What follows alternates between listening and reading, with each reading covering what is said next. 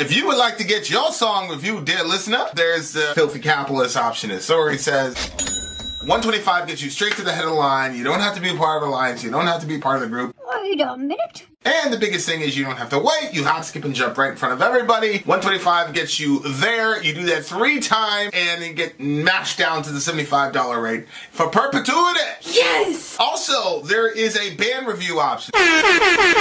So if you've got a band and you're trying to get your band some exposure, hit me up at vinsori@gmail.com, and I'll show you the details about how to pull that off. You can also jump on Patreon, and there is a option on the tiers to be able to get your band reviewed. Yep. Obviously, we can't lie to you, so we can't guarantee a positive review.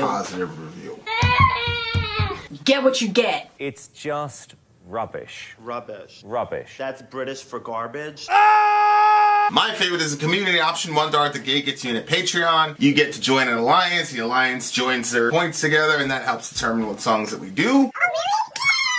The alliances hang out on Discord. Message me on Patreon to get the link. And they do all kinds of other cool things. They do Minecraft, Dungeons and Dragons. Yeah. It's really a community within the community. Anybody can go on the village, facebook.com/Vin and Sori. There's 160,000+ people on the channel.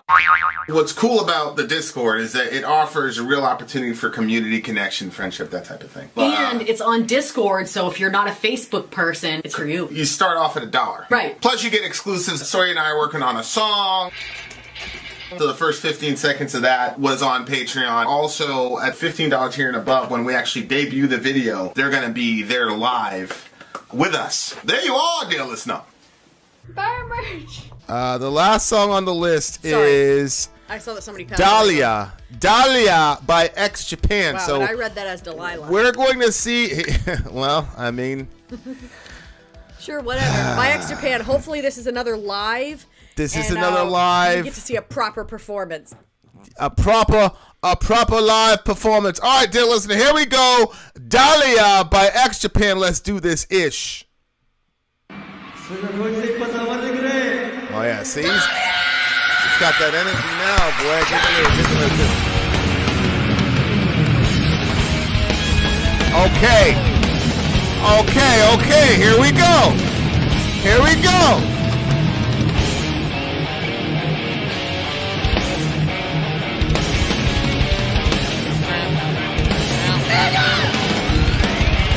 Holy shit.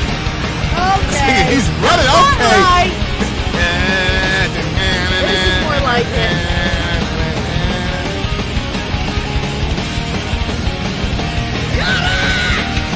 Holy shit, look at all those people. Lyrics, please.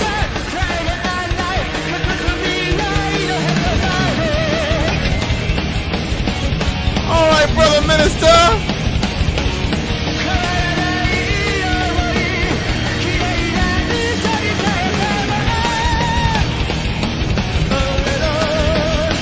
Get on!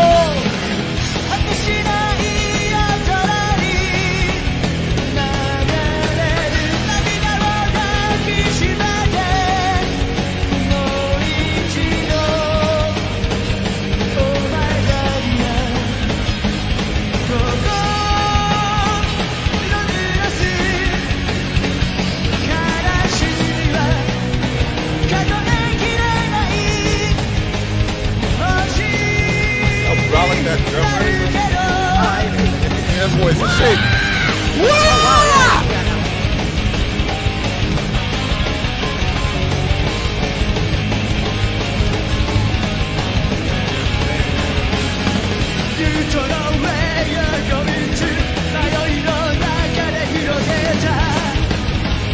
It's the same band?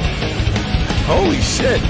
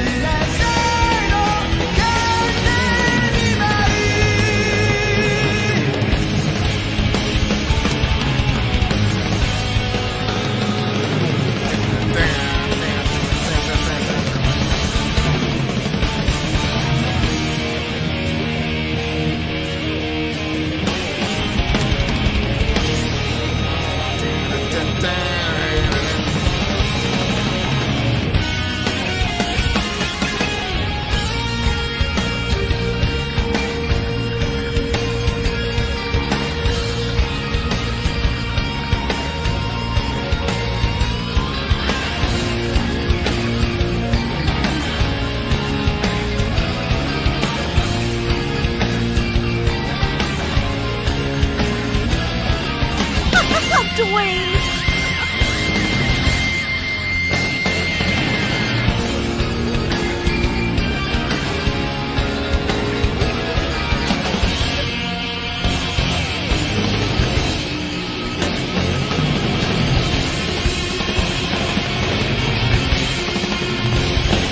They're good focusing on that guy. He's a badass, man. Holy shit.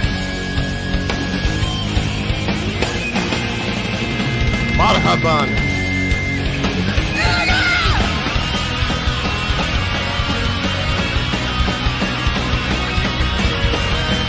There you go. There you go. Dual guitars, baby. That's rock and roll. That is rock and roll. I don't know about the suit. You look like the Riddler, my man, but you're all right. Go ahead, Brother Minister.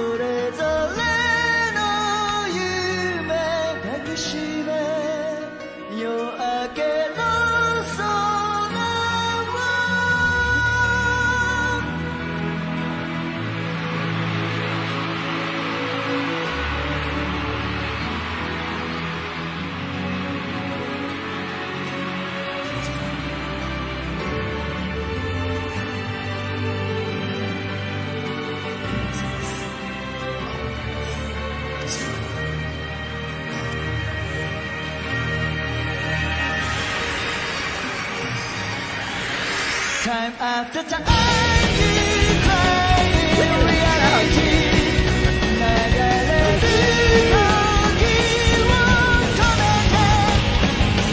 Lyrics, mate. Lyrics, please. You're killing me.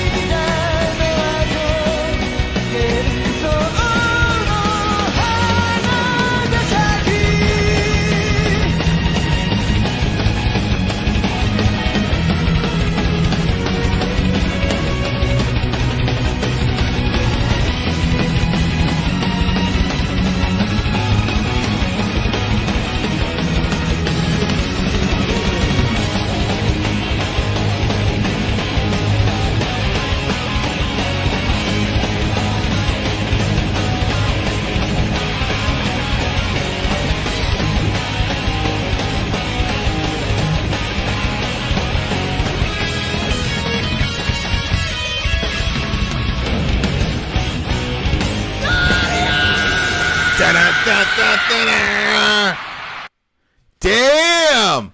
Completely different band. Yeah, absolutely. Completely That's so weird. different band. So they really Holy were shit. pissed about that.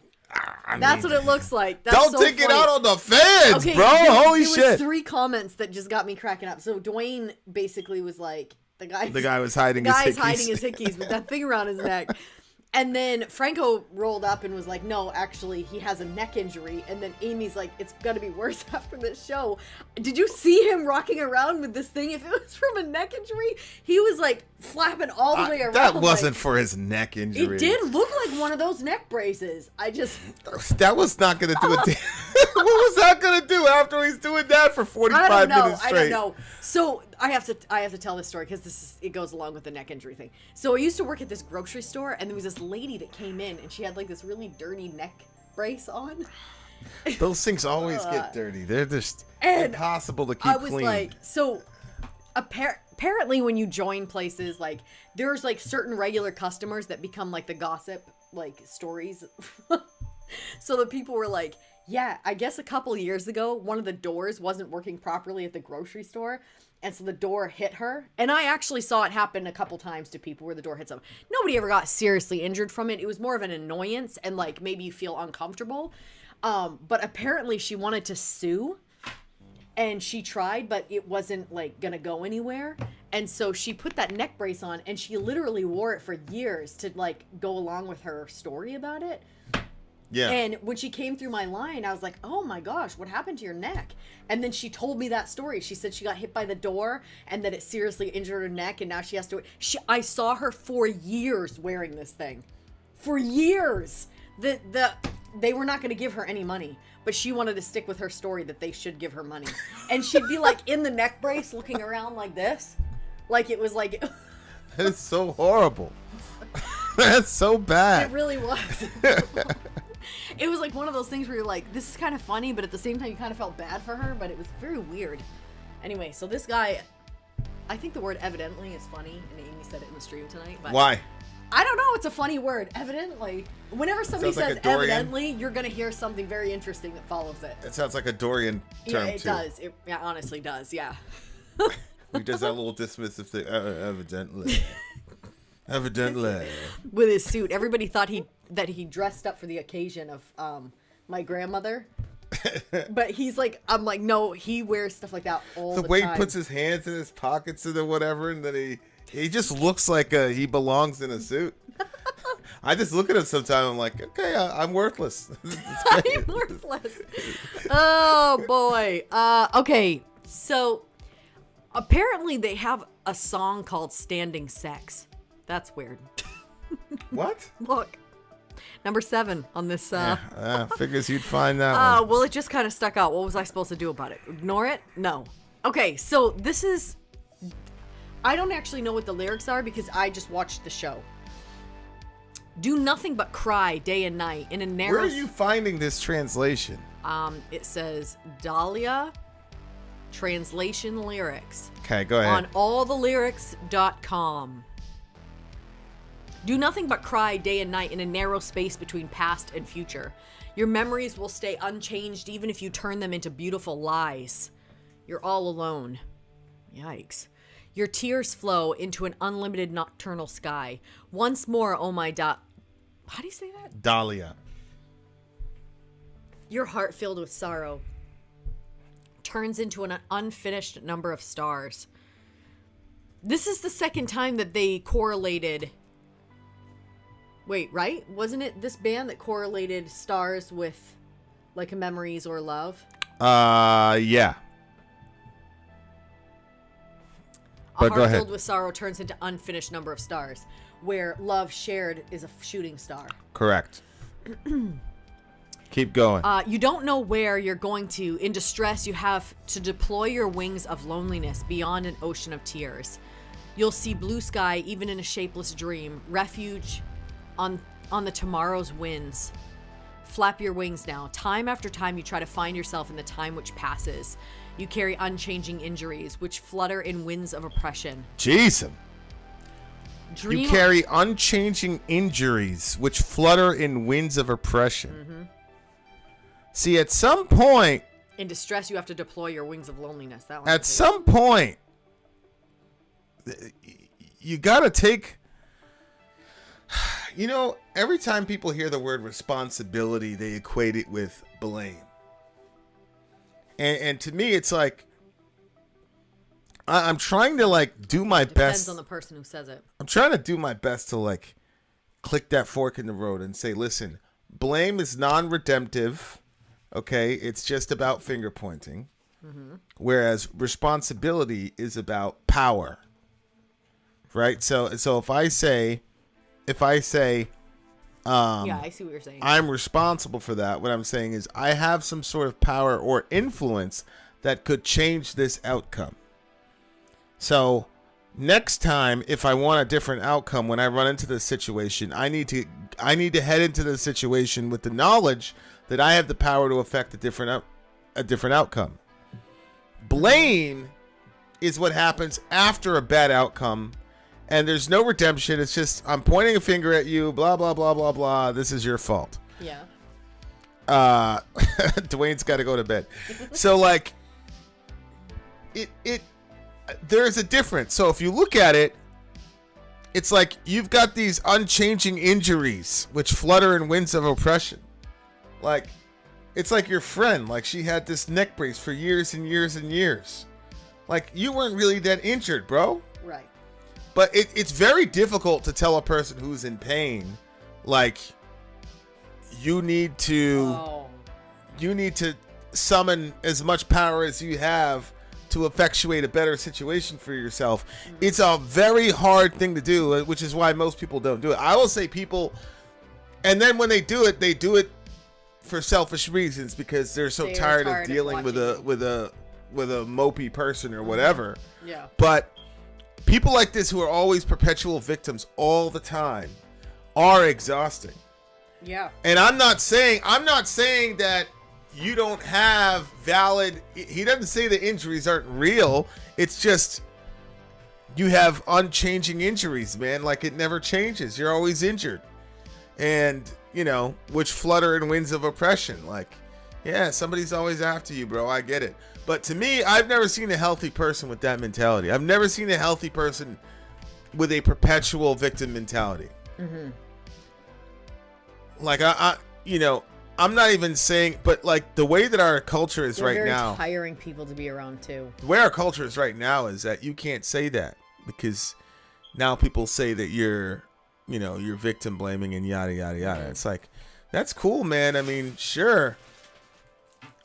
I don't really care what people call it, as long as there's some sort of plan to get that person from an oppressed state to a free state. Yeah. I don't care what the nomenclature is around it. But you can't just be walking around all day and night in pain and suffering. Like, you gotta, for years and years, yeah, about the same stuff. Yeah, I agree. Yeah, I mean, I agree. You know, it's hard to get out of those ruts at the time. You'll see blue sky. Hold on, where was the time about the oppression? Go ahead. I think it's hard to know sometimes, like, when it's time to tell somebody to, like, move on. Especially when you've never been in the situation. So, you know, like, years ago, you know, there was that situation with your ex where she had a massive tragedy in her life. I didn't know anybody in that situation. And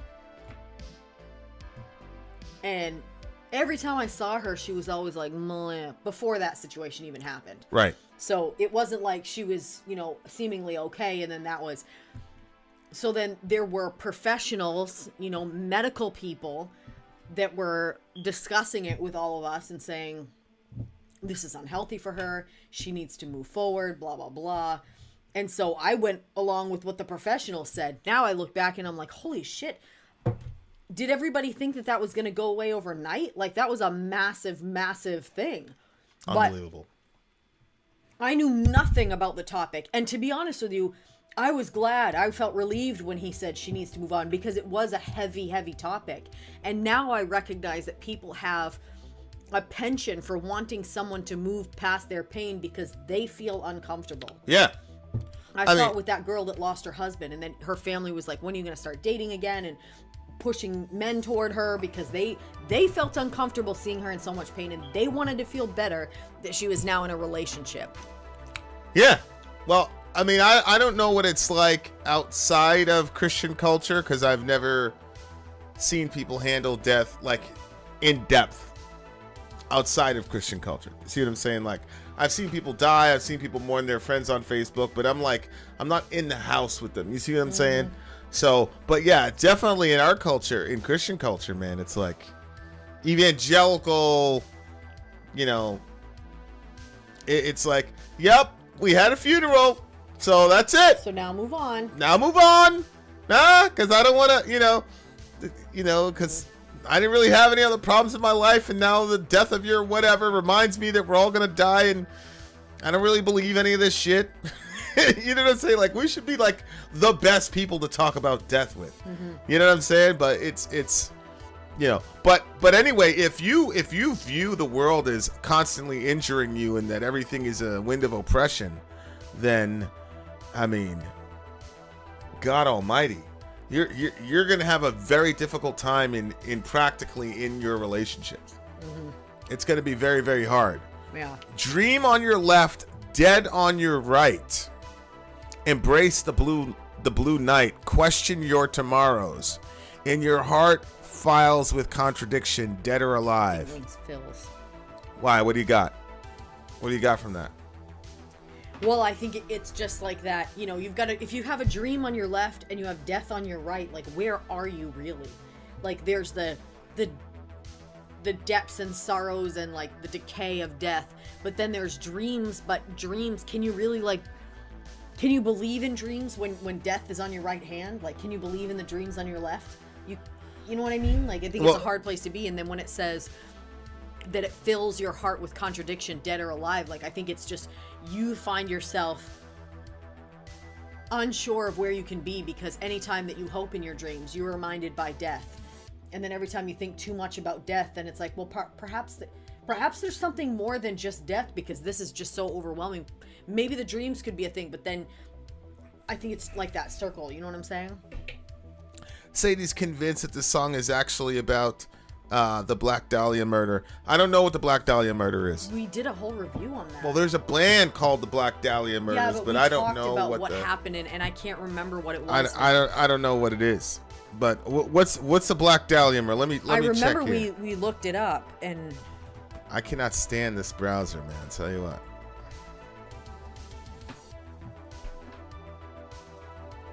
Black Dahlia murders. Elizabeth Short, aka the Black Dahlia, was just 22 years old when she was brutally murdered in Los Angeles on 15 January 1947. It's notoriously difficult to solve. It's an unsolved crime? Holy shit. That's who they think did it? No, that's Elizabeth Short. But that's a mugshot. Yeah. She was arrested for underage drinking. Oh. And then later on, she ended up dead. I don't know. I don't know. Did she die at the end of the song? My lyrics are cut off here. Your lyrics are cut off? Okay, wait a minute. Hold on. Go all the way to the end. It was this one right here. It says, time after time you cry in reality, the passing time stops. Miracle of shedded tears, the flowers of your illusions will open out. I doubt it. Yeah. I don't think. I think it's just somebody's. I think it's a mentally constricted person under a lot of duress. But I really liked what they did live here. Although you could say that it's someone that is dealing with her passing. Was her name Dahlia? Yeah. Oh my Dahlia, your heart filled with sorrow turns into an unfinished number of stars. You don't know where you're going to. In distress, you have to deploy your wings of loneliness beyond an ocean of tears. I guess it could be. I mean, it's possible that they're singing about her and how stuff was like unfinished for her because she was killed before her time. And I don't know. Isn't a dahlia a flower? So a dahlia would just be a flower. So that would just be I could see a guy calling his girl a dahlia. You know what I'm saying? Yeah, look, it's a flower. See? Oh. So it's probably That's cute.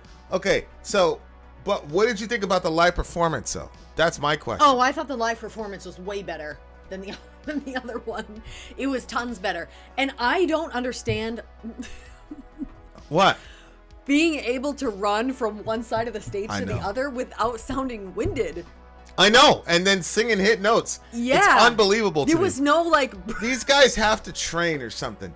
He's probably hitting the treadmill or whatever before he goes out on tour to do some shit. My thing is, like he probably practices cardio with singing. Yeah. Well, he probably like sings like, let's say if he was like in the shower or whatever and he was like at a 10, he probably gets it down to like an 8.5. See what I'm saying? Gets what to an 8.5? Like his vocal range live. Oh, yeah. Like he could sacrifice, okay, I'll run around. I won't like be perfect like I'm in the shower, but you know what I'm saying? Like this was so much better than the other song. I don't even know. See, that's the thing. The other song is probably better for what I like, but because there is no energy to it, I have a hard time, making the distinction. But I love this song so much more. This one's a 9.2 for me. What'd you give it? Okay. Not a 9.2. Well, it's because you're a dumb I'll butt. give it an 8.9. Dumb butt! Because I definitely thought it was a lot better than the other Oh, one. it's so much better. But for some reason, like, I'm not feeling this band. I don't know why. Well, it's a little bit different. I like I have a theory. I'll talk to you offline. I know what your theory is, probably. I'll talk to you offline. Freaking DJ Mike. Yep. Shout out to DJ Mike. DJ Mike once again. No, I'm gonna do it. You dumb butt. Well, I told you to do it, so now you're gonna do what I tell you to do. That's. Did you ever do that with your DJ brothers Mike growing up? Amy jumps around. My mom would be like, "Okay," she'd say to my brother, "He needs to go do the dishes." And I say, "You better get in there and get those dishes done and do them right." Oh yeah. He gets so mad. Look at Amy Lee. Amy jumps around the stage a lot, but Floor seldom moves. Here we go. Shots fired. Shots fired. What a hater Amy Lee is. Yeah, the thing What is, a hater I don't she need is. Floor to move. I've seen Floor move. Yeah, she I've does. seen her head bang and stuff. Talk She doesn't know about what her she's movements talking and how about. you've been watching her move. What the hell? Continue. Anyway, Mike, thanks for this stream. Thanks for all the great songs and Yeah, for reminding this me was like a that I was real- there for my friend. Real different side of the big homie, Mike. Mm-hmm. He let us in, he let us in a completely boom. I bet y'all didn't know this. Yeah. I bet y'all didn't know this. And it's been. Can you believe it's been 3 hours? Oh my gosh, it's been over 3 hours. No, That's so it didn't weird. Feel like 3 hours. It just felt like whoop. Yeah. I've been watching all this alien shit. There's time delays and all that, so who knows? Who knows? There you are, dear listener. Until the next DJ stream. She sure is floored. Oh my god. I thought we were friends. Okay, till the next DJ stream, do something nice for other people, dear listener.